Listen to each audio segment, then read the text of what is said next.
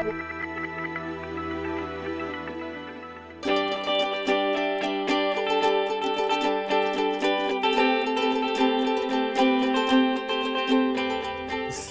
light started as an experiment to take an image, if you will, and turn it into a sculpture, a three-dimensional sculpture.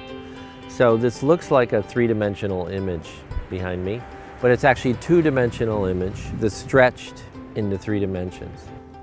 It makes the image relatively clear when you look on it from straight on, but as you start to walk around it off-axis, it becomes abstract fairly quickly because it's like looking at an image from the side.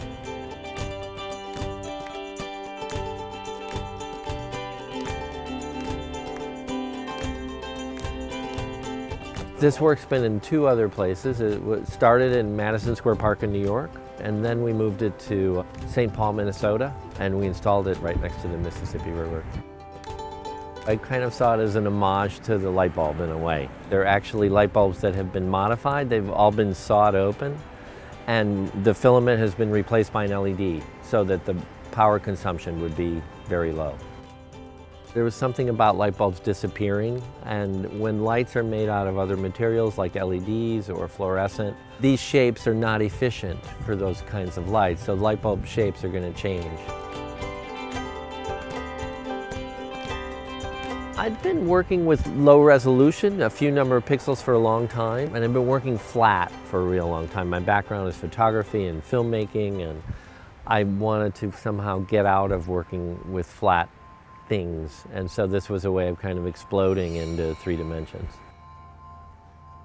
It was also kind of like an experiment. I didn't know whether it would work or not, and the first prototype was just this big, and you know, I would stand 6 inches away from it and pretend that was 20 feet here, you know, and trying to simulate what it would be like large. At low resolution, there's not a lot of imagery that works. So the imagery almost needs to be very primal. Figures moving are something that we're very attuned to. You can look at this image right next to it, 2 feet away from it, and you completely cannot see people, but you completely feel the fact that people are walking by you. It's almost more interesting to look at this, you know, with your peripheral vision than it is straight on, because then it's like real people walking by.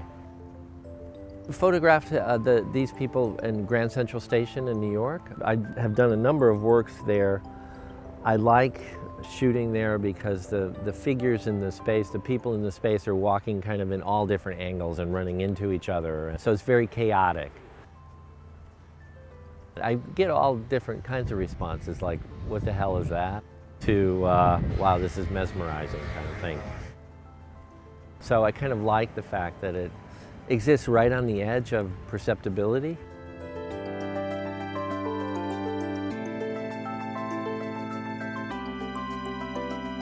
Doing public art pulls me out of my very narrow, centric way of working and thinking about, you know, the real world and space and people.